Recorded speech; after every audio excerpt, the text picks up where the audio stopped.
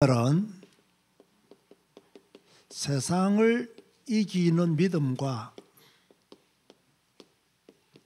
영생이라는 제목으로 하나님의 말씀을 듣도록 하겠습니다.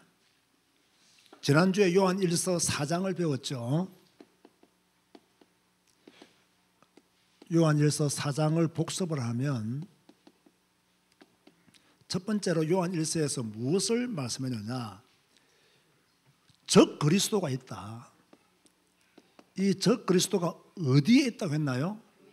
교회 안에 있다. 이게. 그래서 요한이 말하기를 영들을 다 믿지 말고 어떻게 하라 했나요? 분별하라. 영들을 다 믿지 말고 이 영이 하나님께 속하 있는지 분별하라.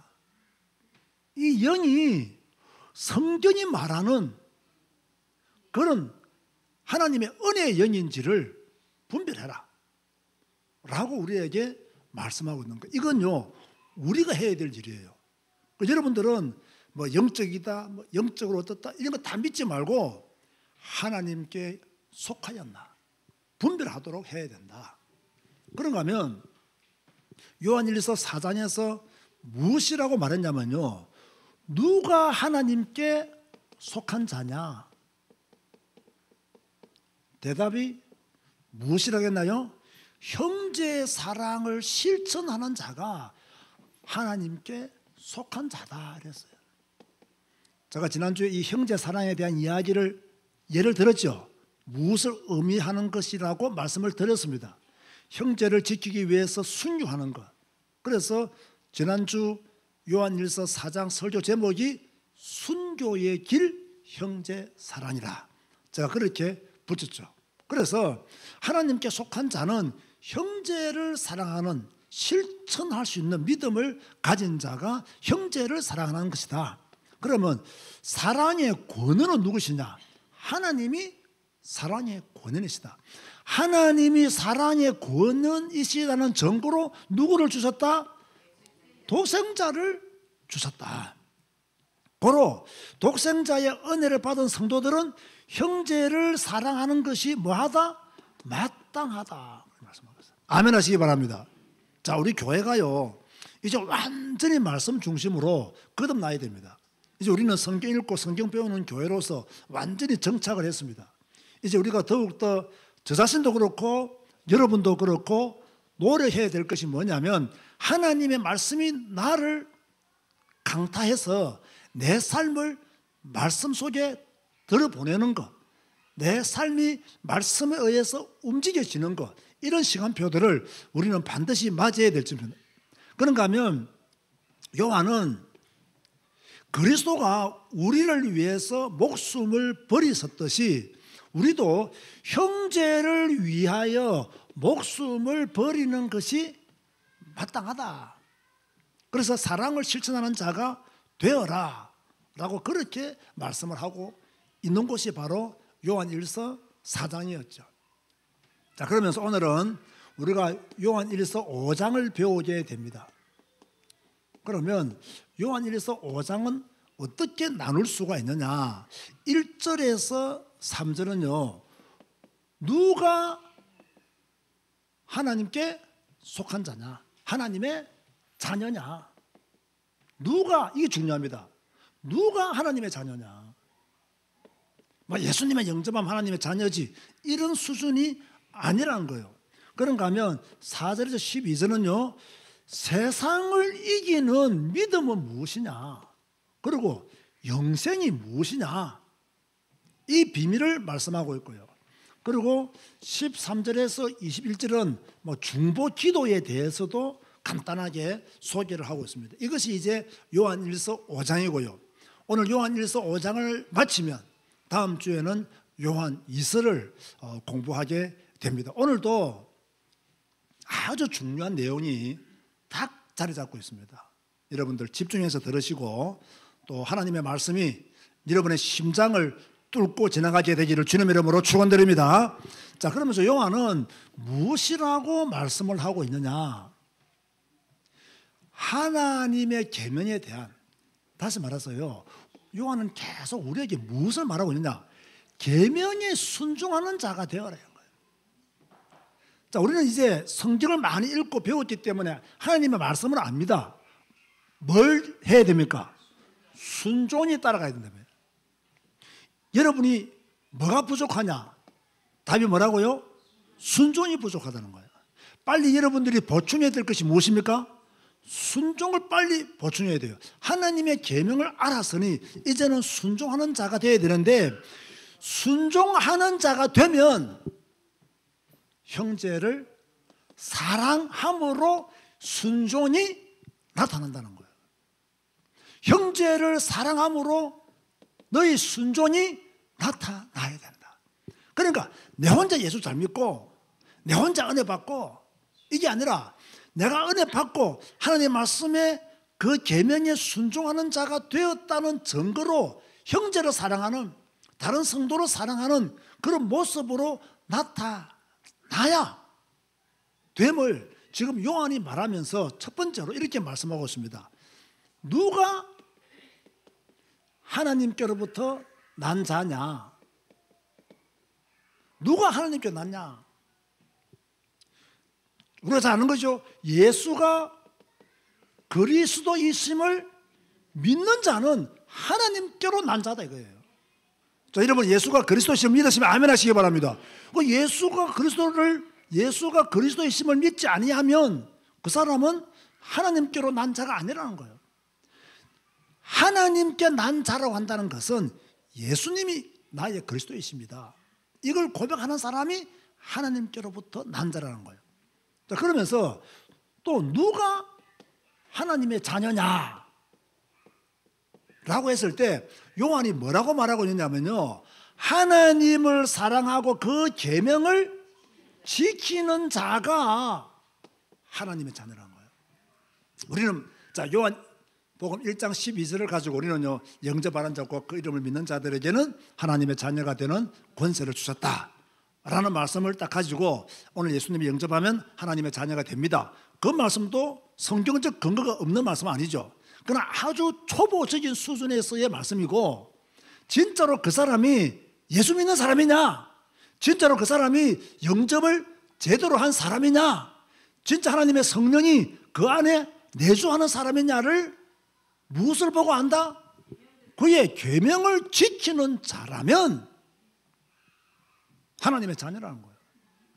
그의 계명을 지키지 아니하면, 반대로 말하면 하나님의 자녀가 아니다. 그런데 또 요한은 말하기를 그 계명을 지킨다는 것은 뭐냐 그러면, 이 계명을 지킨다는 것은 뭐 됐습니까? 형제를 사랑하는 것이 계명을 지키는 것이다.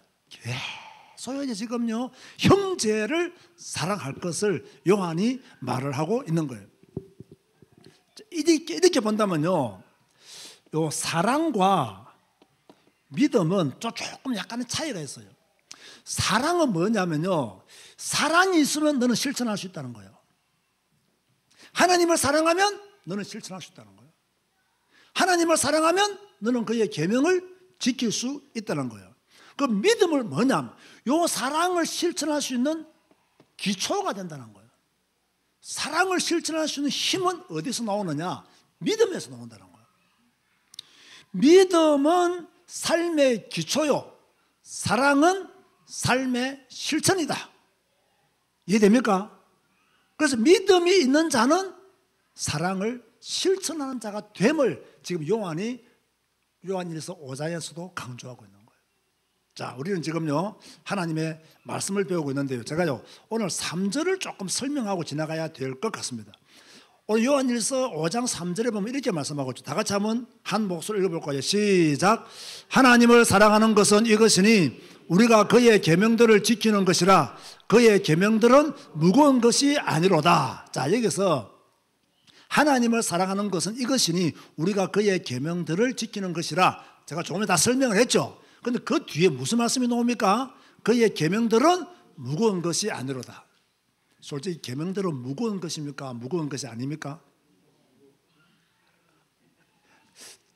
대답하기가 애매하죠. 지금 무거운 것이 아니로 되는데 아니다라고 말하기는 좀 그렇고 실제로는 무겁고.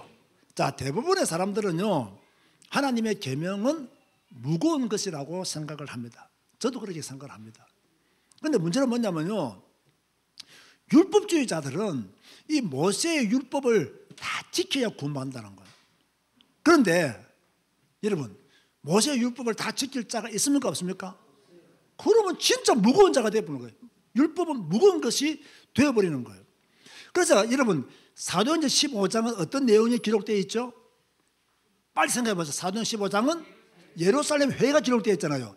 이 예루살렘 회의에서 많은 것들을 결정하는 가운데 사도들이 무슨 말을 하냐면요, 우리들도 감당하지 못하는 율법의 명예를 이방인들에게 매겨하지 말자. 기억납니까?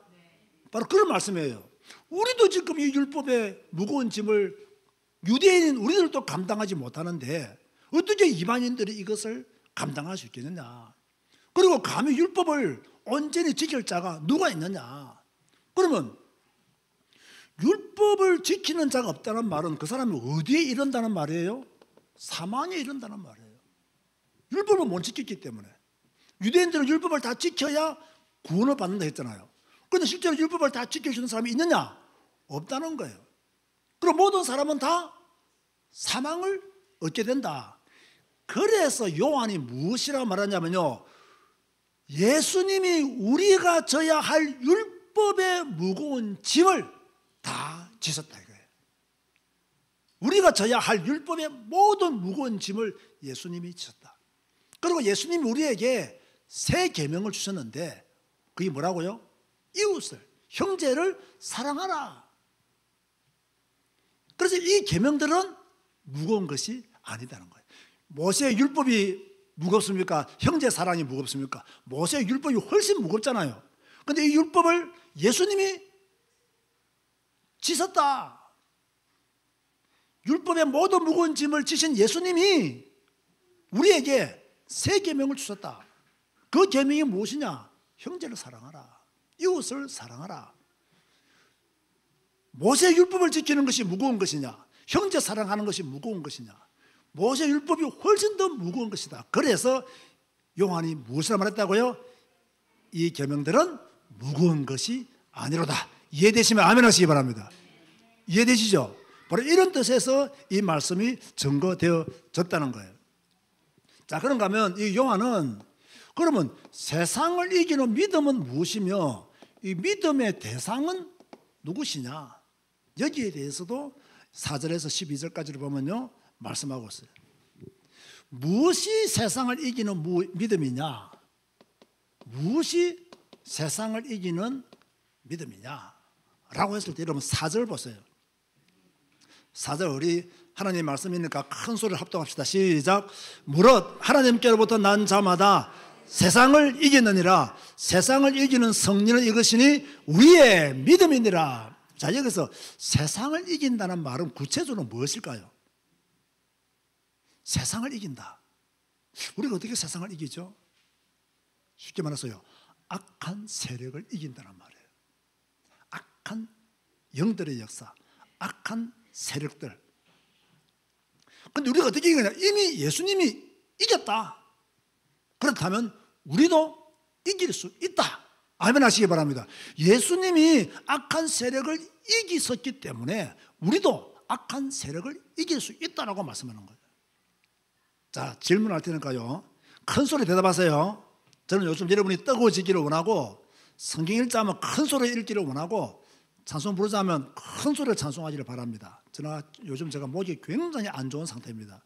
그러니까 저보다 목 상태가 좋으신 분들은 더 크게 읽으시기 바랍니다. 더 크게 대답하시기 바랍니다. 자, 여러분 보세요. 여러분은 예수님이 하나님의 독생자이신 것을 믿습니까? 여러분은 예수님만이 그리스도이심을 믿습니까? 그렇다면 여러분이 가진 믿음은 어떤 믿음이냐? 대답하세요. 세상을 이기는 믿음이라는 거예요. 그렇다면 나의 믿음은 세상을 이기는 믿음이라는 거예요. 여러분 따져보세요.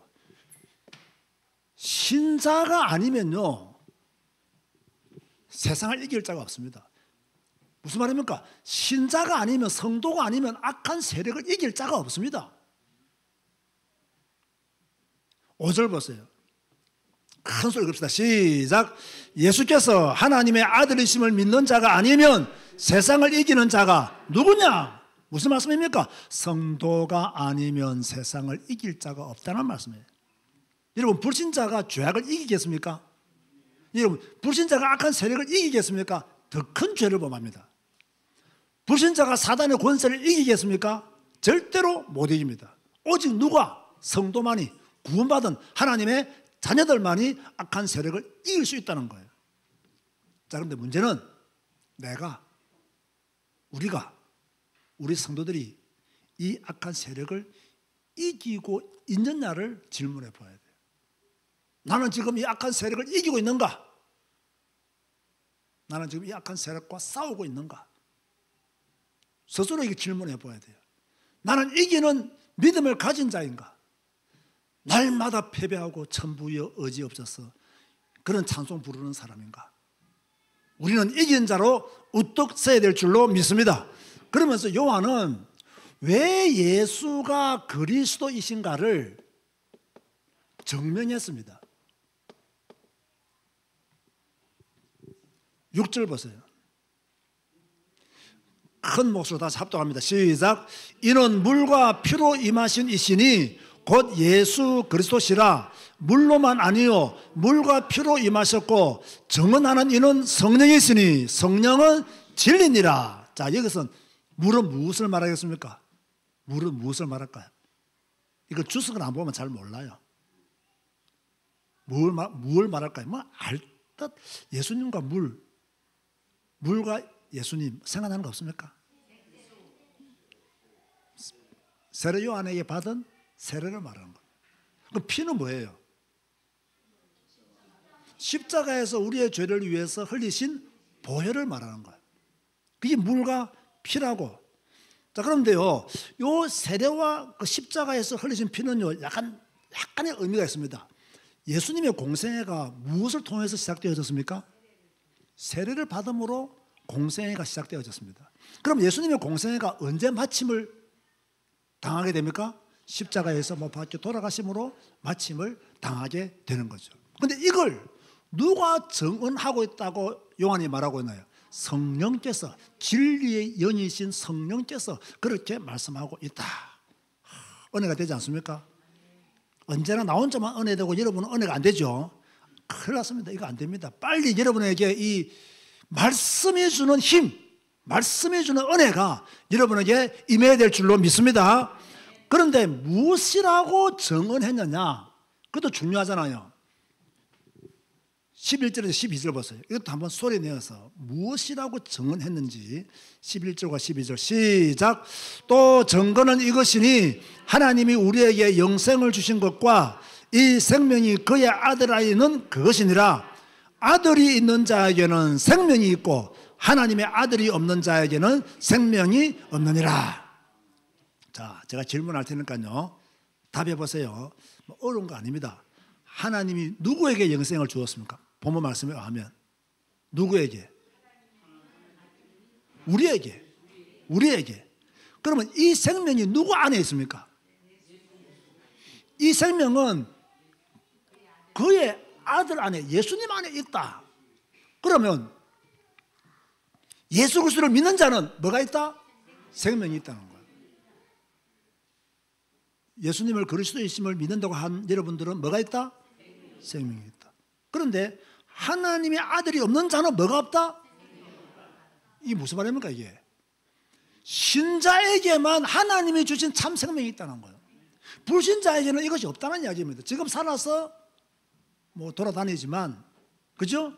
그들에게는 참 생명이 없다. 구원의 생명이 없다. 그런데 이 말씀이 왜 나왔느냐? 이 당시 영지주의자들은 하나님의 독생자를 믿지 않았거든요. 그래서 영지주의자들에게는 생명이 없다. 그 말씀하고 있는 거예요. 영지주의자들에게는 생명이 없다. 우리에게 생명이 있다.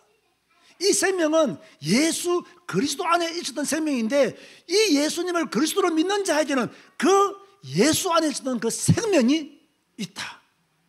그러나 이것을 부인하는, 하나님이 독생자를 보내신 것을 부인하는 영지주의자들에게는 생명이 없다. 이렇게 말씀하고 있는 거예요. 자, 그러면서 성도들이 가져야 될 확신을 말하고 있습니다. 자, 지금 우리 생방송으로 예배드리는 우리 성도님들 잘 따라오고 계시는지 모르겠습니다. 30여 명이 지금 함께 예배를 드리고 있는데요. 가정에서 예배 드릴 때도 딱 노트 제대로 다시 우리 정영숙 집사님 자매가요 보면요, 얼마나 열심히 공부했는지 필기를 해가지고 항상 저한테 보내줘요. 참 놀라울 정도로 막 필기를 대단해요. 또 우리 뭐 각지에 있는 분들은 제가 이렇게 교재 올려주잖아요. 그러면요, 그걸 전부 다 노트에 다 적어요. 그리고 이 시간을 기다렸다가 전부 다 필기를 해요. 대단하신 분들이 많아요. 이렇게 성경을 공부하고 성경을 사모하시는 분들이요, 굉장히 많아요. 그래서 제가요, 준비하는 것을 소홀히 할 수가 없다니까요. 제가 전에는요, 조금 이렇게 피곤하면 오후에 막 설교 준비하고 그랬거든요. 오늘 오전 엄청 피곤한데요, 기어코 오전 내 설교 준비 다 끝냈어요. 왜? 이 기다리시는 분이 있다는 거 아니까요, 늦게 준비할 수가 없더라고요. 감사한 일이죠. 기쁜 마음으로 준비할 수 있으니까요. 자, 그러면 성도들이, 오늘 우리 생방송으로 예배드리는 모든 성도님들, 그리고 우리 교회에서 예배드리는 모든 성도님들이 어떤 확신을 가져야 되느냐, 그 확신 이전에 요한은요, 이 서신서를 쓴 이유를 설명했어요. 13절을 보세요. 우리 큰 소리로 우리 김나리 집사 열심히 적고 있습니다. 자, 13절 열심히 합독합시다. 시작. 내가 하나님의 아들의 이름을 믿는 너희에게 이것을 쓰는 것은 너희로 하여금 너희에게 영생이 있음을 알게 하려 함이라. 왜 내가 너희들에게, 하나님의 아들을 믿는 너희들에게 이 편지를 쓰느냐?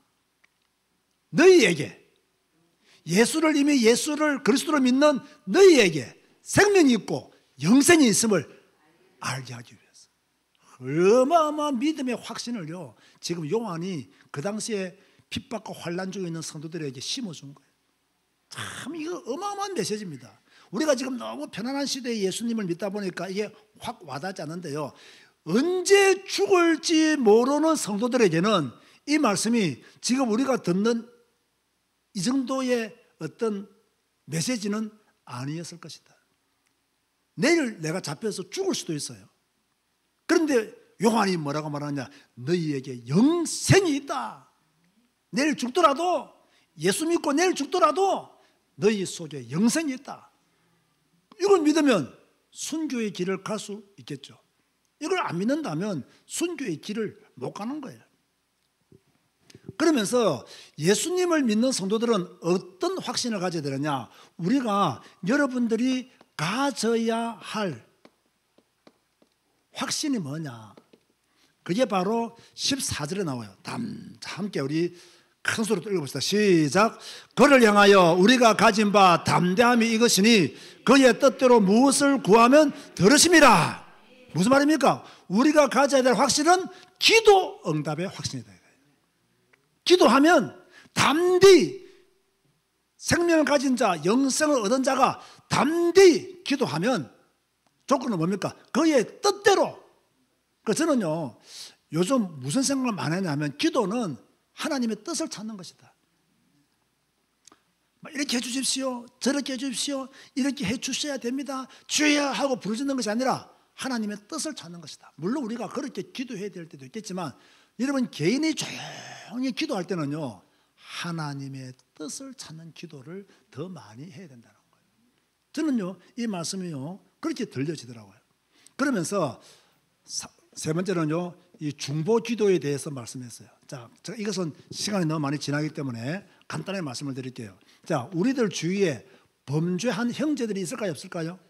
있죠. 그러면 얄밉죠? 밉죠? 손가락질 하고 싶죠? 책망하고 싶죠? 그런데 요한은 뭐라고 말했으면, 딱 읽어보세요. 기도하라 했습니다. 범죄한 자를 위하여 책망도 하지 말고 비난도 하지 말고 기도해라. 그렇죠? 그럼 하나님이 들으시고 응답하신다. 그렇게 말씀하고 있어요. 자, 그러면서 이제 지난주에도 조금 고민하면서 해석했던 말씀이 있을 거예요. 오늘도 제가 이 요한일서 5장을 보면서 제일 고민되었던 말씀이 17절 말씀이에요. 자, 17절 말씀 읽어볼 거예요. 시작. 모든 불의가 죄로 돼 사망에 이르지 아니하는 죄도 있도다. 자, 여러분 이 말씀 이해됩니까? 자, 모든 불의가 죄다. 그러면 죄의 삿은 뭡니까? 사망이잖아요. 그런데 요한은 뭐라고 말씀하고 있습니까? 사망에 이르지 아니하는 죄도 있도다. 이게 무슨 말씀인가? 저도 오늘요, 모든 불의가 죄로 돼 사망에 이르지 아니하는 죄도 있도다. 이제 장별 성경 공부를 하다 보면요, 이게 눈에 들어와요.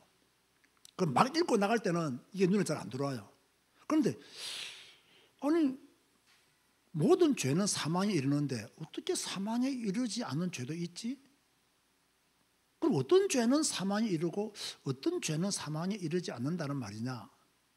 제가 몇 주 전에 죄를 헬라어로 뭐라고 말했나요? 기억나시는 분 있습니까? 죄를 헬라어로 몰라야 됩니다. 알아도 모르는 척 하세요. 하마르티아를, 하마르티아. 이 하마르티아의 그 뜻이 뭐냐면 그 관역에서 빗나가다. 그러면 말씀에서 빗나간 것을 죄라고, 하마르티아다, 그렇게 했단 말이에요. 그런데 뭐 죄면 다 사망이 이르고 죄는 반드시 정죄가 따르잖아요. 제가 이걸 아무리 생각해봐도 이 말씀이 무슨 뜻일까? 제가 주석을 좀 찾아보고 그런 가운데 제 마음에 와닿는 게 있었어요. 이게 뭐냐면요, 저 죄를 지으면 사망이 옵니다. 그런데 사망이 안 오는 죄가 있다는 거예요. 여러분 잘 한번 생각해 보세요. 우리가 죄를 짓습니다. 안 지을 수 없잖아요. 죄를 짓습니다.